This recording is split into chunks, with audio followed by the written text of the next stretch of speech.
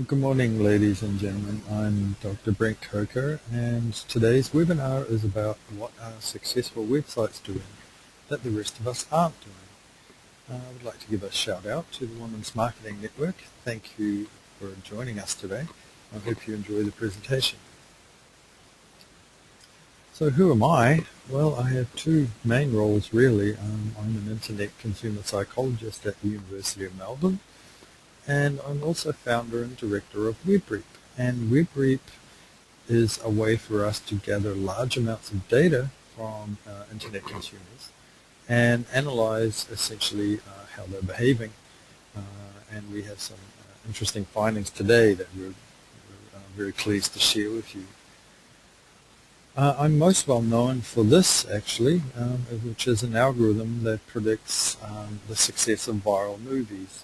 The reason why, I'm not going to obviously go into this, but this algorithm, some of the elements in here which predict how packets of information become viral on the internet, we're starting to see some of these patterns and some of the data we've collected in more well-known other internet marketing type campaigns, and we'll discuss some of those a bit later on. It's very interesting. So the agenda today, we're just going to discuss a little bit first, a little bit about our research. We'll then be looking at the top 5 things that annoy people the most, what our data is showing that really annoys people. Then we'll turn our attention to the other side of the coin, which is what are the best websites doing. And finally, we'll have a look at a case study. So a little bit about this research. Webreep is a customer feedback tool, and it collects data from website users. The data set that we're currently looking at, we have 400 websites, so we're very lucky. We have a large amount of data, and 36,000 internet user responses. So it's a very large data set, and we're very fortunate. We have some fairly valid and what we think reliable results. The data were collected between May 2011 and May 2012. So I just want to explain a little bit about the Webreep model, because this will put this in context about how we were able to draw some of these conclusions that we've come up with. This was a model that I developed as a PhD student many years ago. In fact, not long after the dot-com bubble burst in 2000, March 2000, where at the time a lot of people were thinking about what went wrong or how they could make things work moving forward. And many people were looking at, well, what causes intentions to purchase? However, I had a different perspective on things. I was looking at what causes satisfaction. I knew that if we could identify exactly what causes satisfaction on a website, then we could also predict loyalty and referral, which are the gold nuggets for marketers, really. If I can use a quick analogy, if you were to go to a new restaurant down the road and you had a fantastic experience, it was wonderful food, and you really enjoyed yourself, then you would leave that restaurant as a satisfied customer. And then 2 things would happen.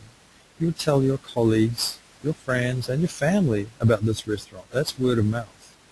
And the second thing that would happen, likely you would go there again and again and again. This is loyalty. And so satisfaction is extremely important for marketers. And so that's what we turned our attention to looking at is, okay, on a website then, exactly what does cause satisfaction? And so that's what the whole the model was about behind the Webreep feedback tool. If you want to find out more, actually there's a fantastic article about me. I was very privileged to have somebody publish this article about me in Tech Cocktail yesterday morning. So it's quite timely for this webinar. If you want to find out more about how the model was developed, and we used Russian programmers, Russian mathematicians to help us develop some of the algorithms behind Webreep to be able to predict loyalty and word of mouth and other things. Please go to cocktail website and read all about it. However, our purpose today is really on looking at what we found annoys people and what the best websites are doing that perhaps the rest of us aren't or could be doing. So the importance of satisfaction, satisfied customers tell others, that's word of mouth, satisfied customers, they come back. Not only that, satisfied customers tend to spend more when they come back, and they also tend to purchase more than indifferent or customers who are purchasing for the first time. So satisfied customers is critically important, we argue, for online businesses especially. Okay, let's move right into it. The top 5 things that annoy people the most on the internet. Number 5, ugly design. Now, why is this annoying people? And what we found, interestingly, and we didn't really pick this up 5 years ago when we were looking at consumer behavior data, but now we're starting to notice it. Stock images is one of the things, just one of the elements, what we mean by ugly design. We'll talk a little bit more about what we mean by that in more detail later, but stock images is one element that we're finding is annoying internet users now. And why it's annoying them? Because it plays on trust, in fact. And although mildly, it is something to be taken into consideration. The classic client shaking the hand photo, or the smiling customer service representative, or the abstract pens. These are not working as well as perhaps real photos could be working. Oftentimes subconsciously consumers will see these photos and perceive a degree of hoodwinkmanship in a way. This isn't your customer service representative. I know that you're using these photos as a way to make your website perhaps look better, but you don't need to do that, seems to be the feeling. So I guess my advice is not to use stock photos in this way. Here's one that's slightly more obvious. Text that's difficult to read, and poor contrast text. As we all know, and perhaps you know, internet users tend to scan pages, they don't read, and this is one element that we know actually annoys internet users, and you don't want to annoy them because they'll defect to your competitors and likely never come back. Very difficult to get back once they're gone. Number 4, relevancy of information. Now, we did another study last year where we were comparing online consumer behavior in 2011 to how they were behaving 5 years before in 2007. And we noticed that one of the areas that was very low, in fact, that was reducing, was information relevancy. And we certainly see this in the data. Relevancy of your information on the website appears to be critical in terms of not annoying your customers. We'll talk a little bit more about how you can make your information relevant a little bit later on.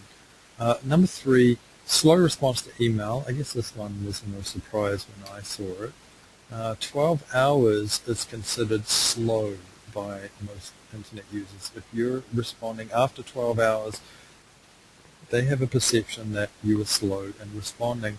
24 hours, if you're taking more than 24 hours to respond, that causes frustration. So there is these rules of thumb that you can follow. The faster the email, the higher the perception is that you offer great customer service. So it's well worth the while in trying to increase the speed there. Number 2, slow download speed. Again, this one is not too surprising. The 2-second rule. Anything that loads over 2 seconds causes impatience. Impatience eventually leads to frustration if it's too slow, and unfortunately that internet user is likely to move on. The number one cause of frustration on the internet that we've found is inability to find information. Uh, Very interesting. We know, looking into this a bit further, that internet users tend to arrive at a website with a goal.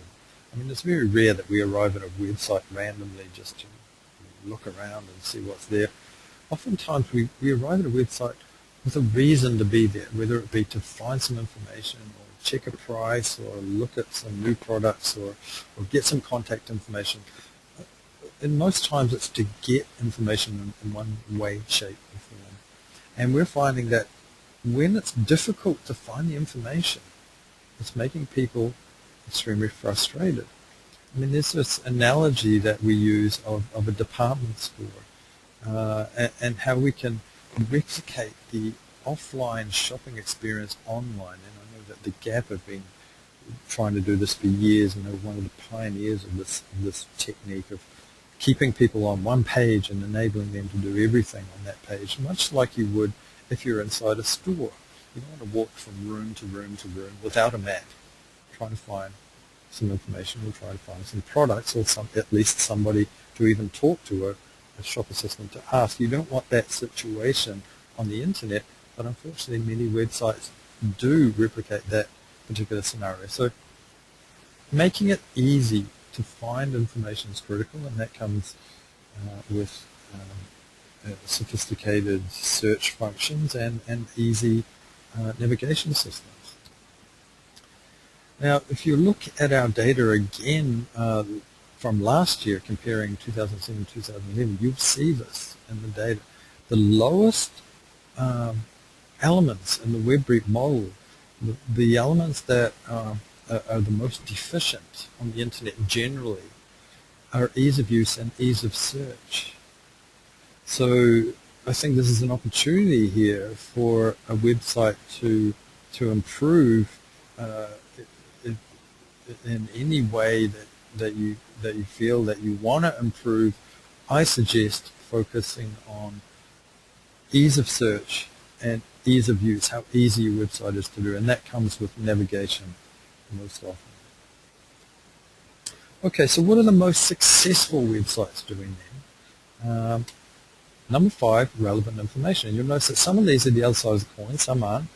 But we found that those websites that had the most relevant information perceived to be by the internet users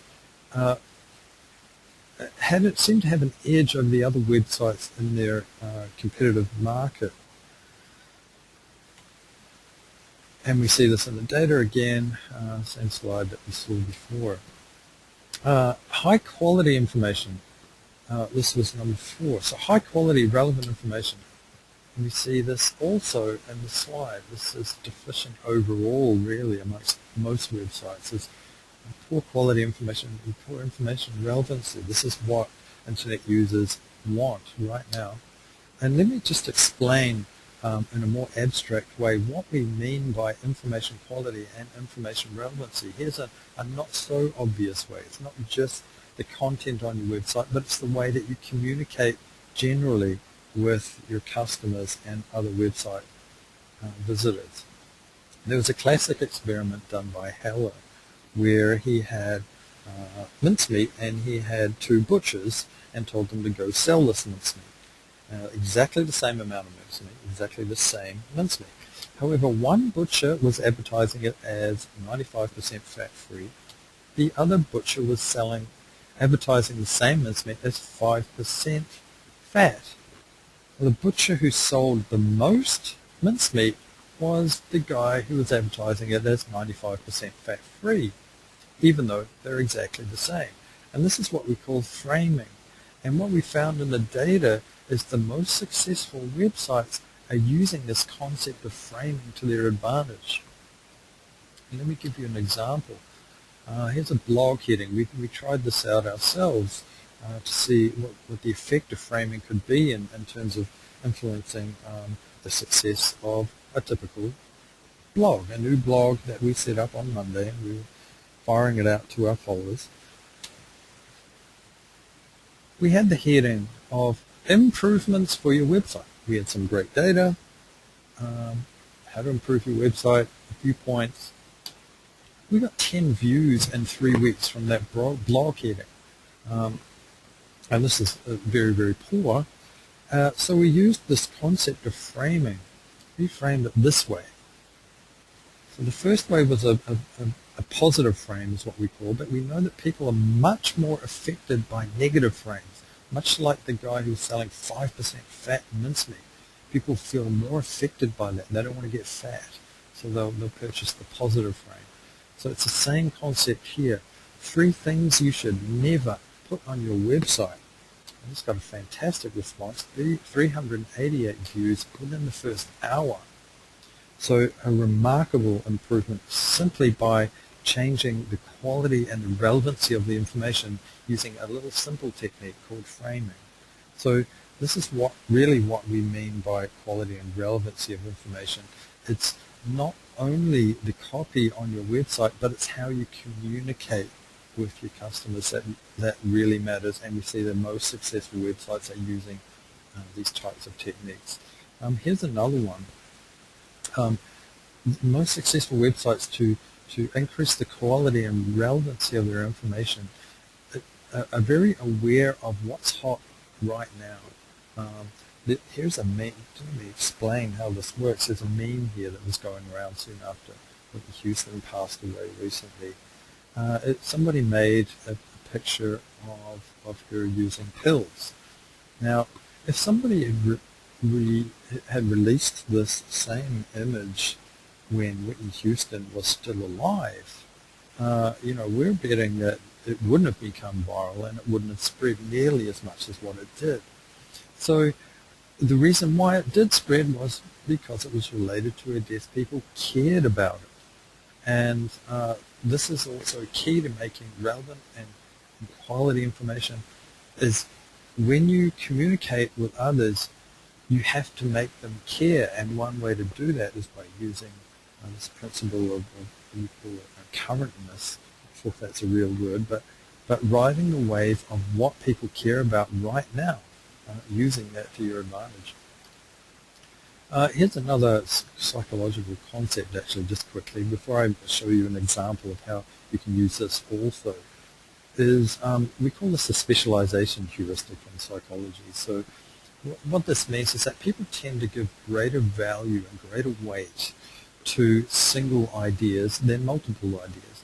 Take, for example, the television with the DVD. It's a TV-DVD combo. Our logic would suggest that these should be much, much more popular than they actually are. I mean, it makes sense. Why have them as separate units? Well, the reason is because when people go into an electronics store, they see these machines. They tend to think that, well, the television is half as good, and the DVD player is also half as good. It's not as good quality as if I buy a dedicated television and a separate DVD unit. And so what people tend to do is buy one of each. And this is the principle of specialization heuristic.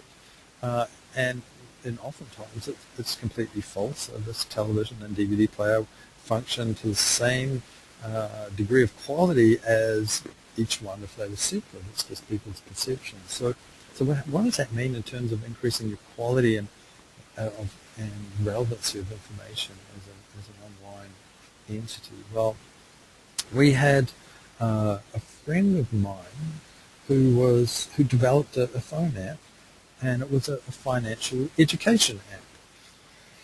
And he sent out an email to his database, and to just notify his customers about the release of this new app. The subject line was "New Financial Education App."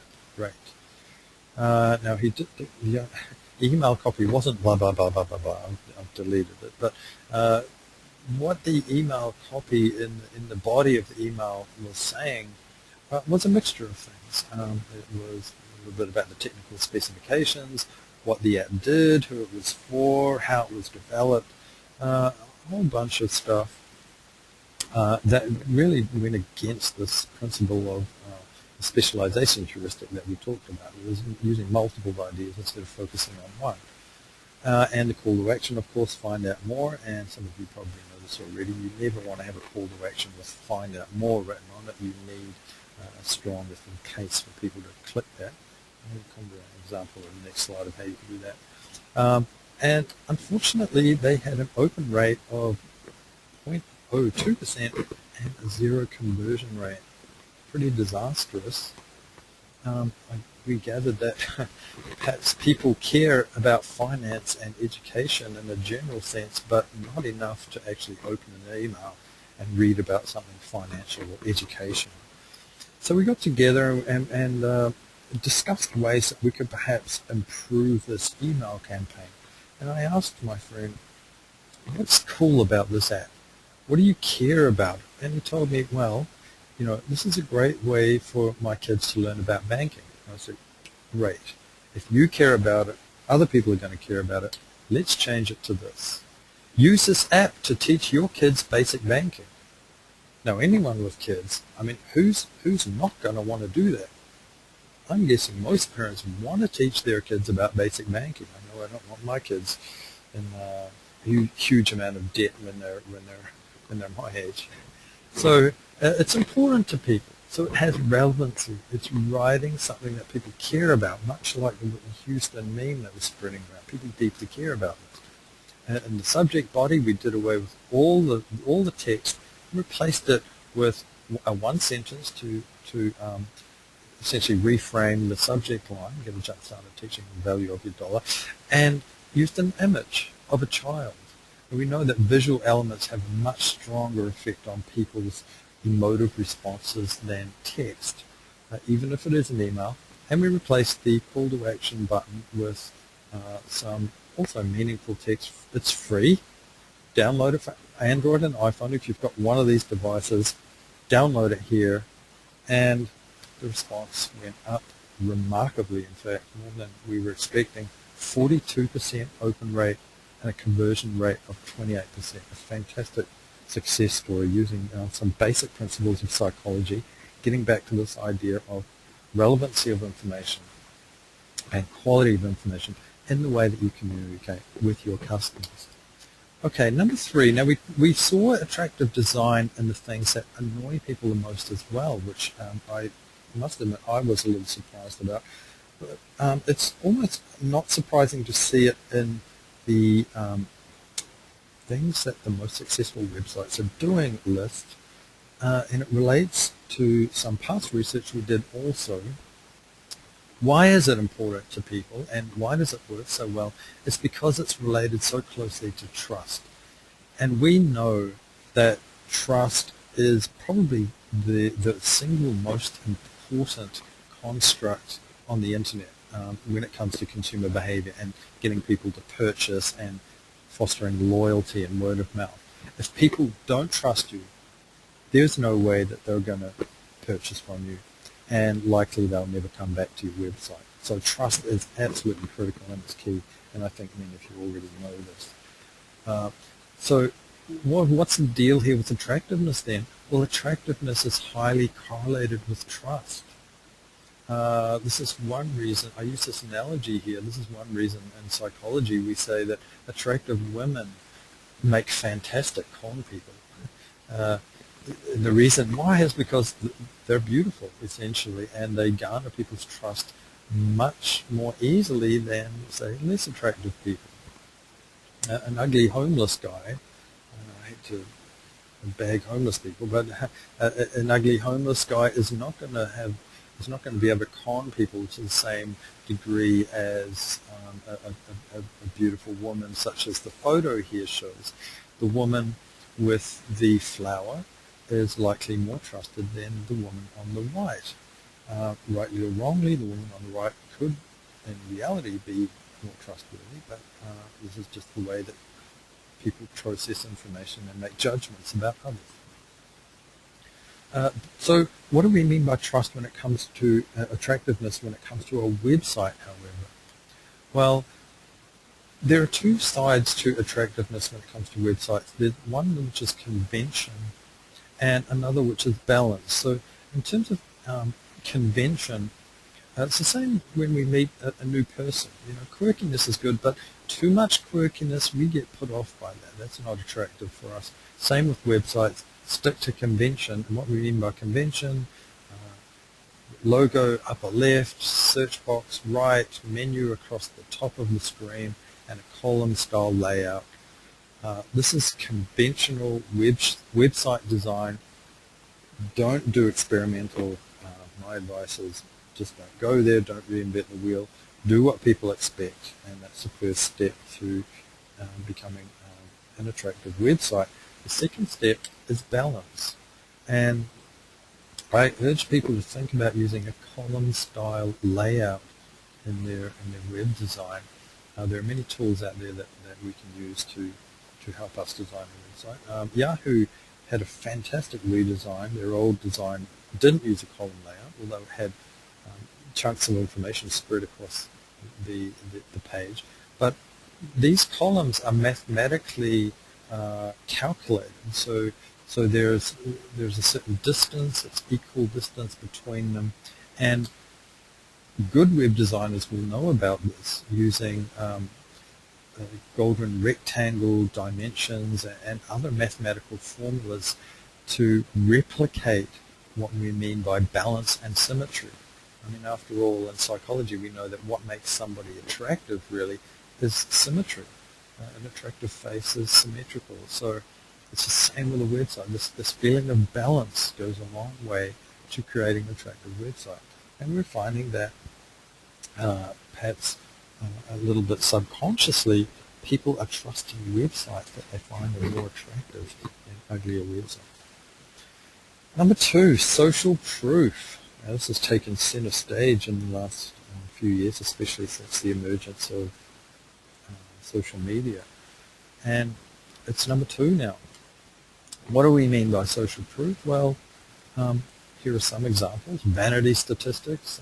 You can display how many Facebook likes you've got on your website. That gives people a clue that, wow, other people like you, then this herding behavior kicks in. I'm going to like you as well. Testimonials. Very, very important, I think, in this day and age.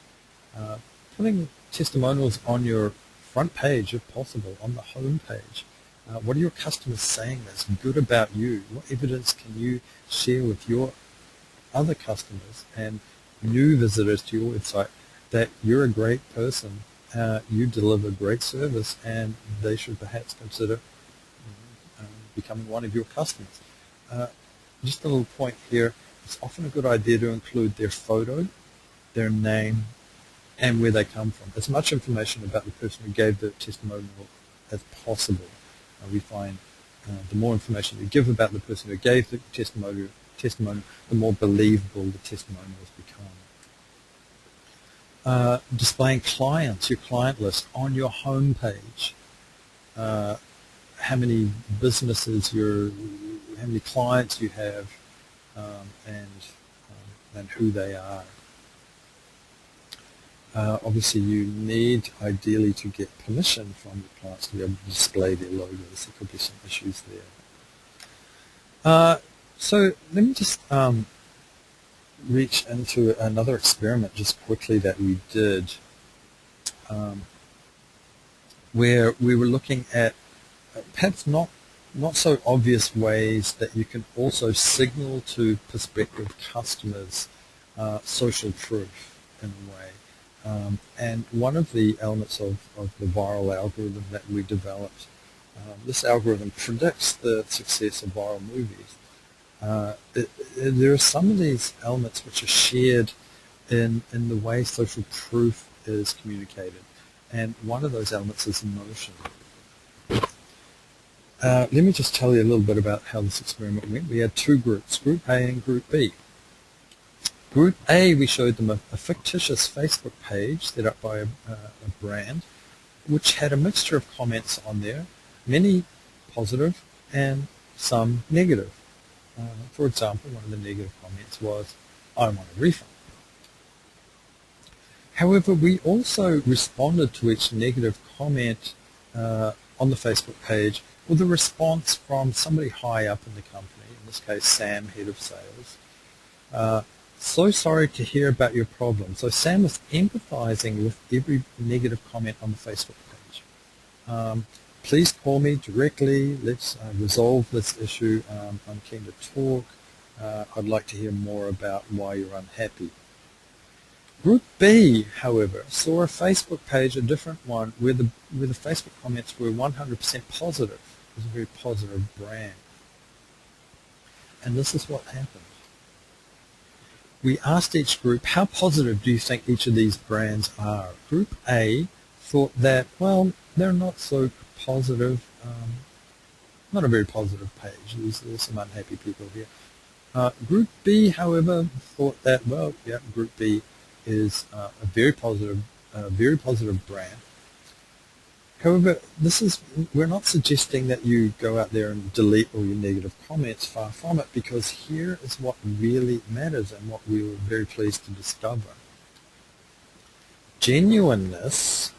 Group A thought that the first brand, which had a mixture of positive and negative comments, were more genuine than Group B, and better yet, they were more trustworthy than Group B. And why is this?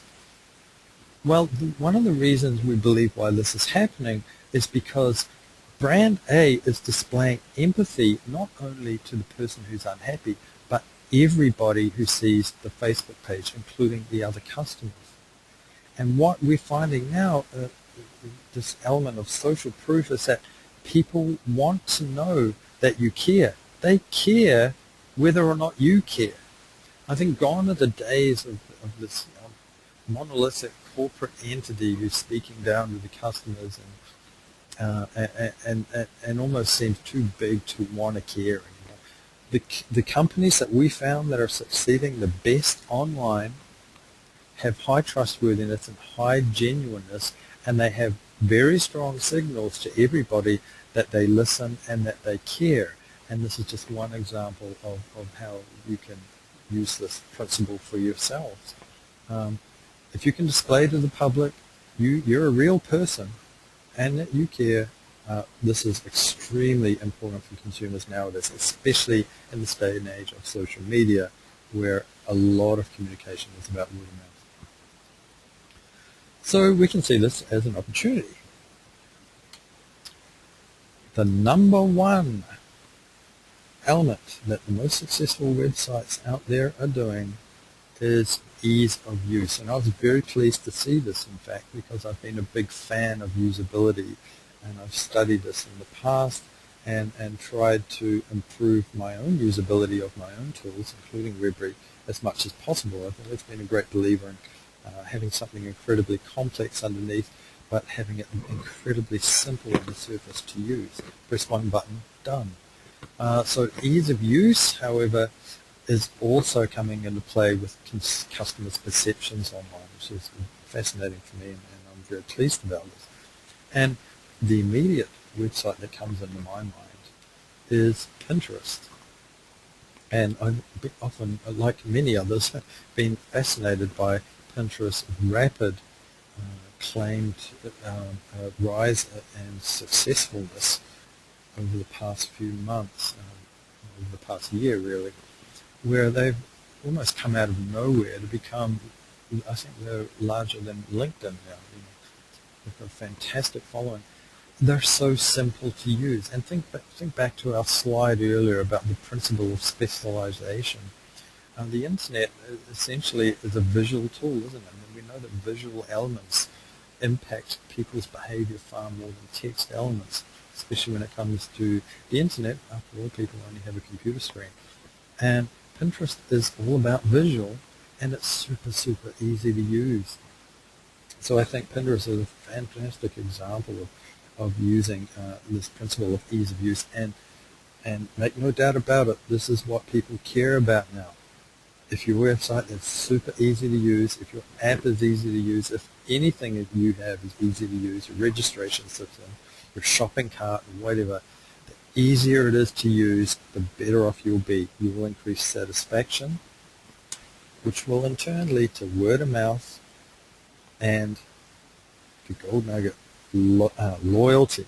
I mean, we all know that it's far cheaper to get your existing customers to come back and shop again than it is to attract brand new customers. It's easier and cheaper.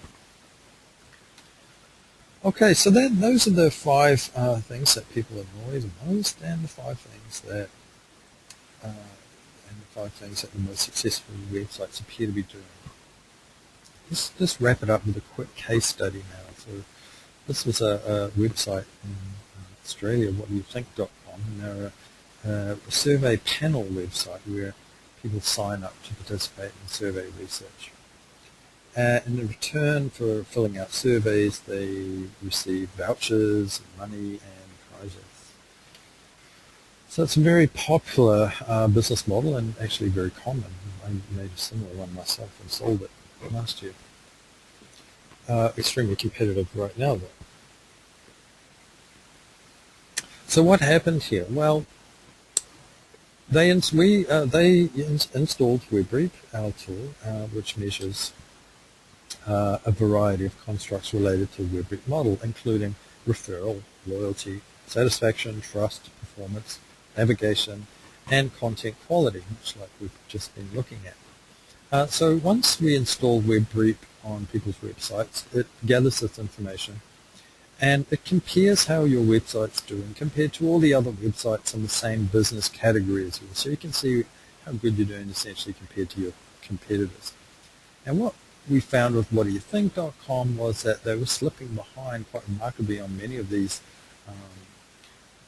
elements of quality, and particularly with referral. It seems that they were dropping quite sharply. People weren't referring anymore, becoming less willing to refer, and this is a sure sign of dissatisfaction kicking in. And so what Webreep also does is it automatically crunches the numbers and tells you, okay, well, what is it exactly then that's causing this dissatisfaction? And this is the reason why I'm showing this case study, is because it matches our general data that we saw before, where the number one causes of annoyance really is this inability to find information, and that's related to how easy it is to search on your website, and oftentimes how easy it is to use your website. The navigation system. This is essentially navigation, and so what we found on the Webreep tool was that these were the points that were causing dissatisfaction. So now we knew what we needed to do to reduce that dissatisfaction and get loyalty up again. And so we redesigned their navigation system. Actually, a remarkably simple redesign. We also used another tool in Webreep which enables us to collect qualitative data, customer comments regarding the website use. So combined, we were able to lift their referral, and here we see the more recent data, up to the, you can see on the rating scale there, up to around 4, which we consider to be good to excellent in terms of quality. And so their referral rate has gone up remarkably based on this simple intervention. So a fantastic success story. Just incidentally, Webreep is free. A lot of the data that we've talked about today comes from Webreep. Sign up for a free account. Here's where you do it. And when you arrive at Webreep, you'll see a page that looks like this. This is the front page. You'll see the Try Webreep Free button here on the front there, and I hope that you do download it, install it on your websites, and see how it can work for you. It will identify dissatisfaction and what you perhaps need to do to fix it, if you have any dissatisfaction, or how you can improve your websites. So that concludes our webinar today. Thank you so much all for tuning in, and good luck with your with the future and how your businesses are going online. If you have any questions, please feel free to contact me. My Twitter handle is @Webreep. Goodbye.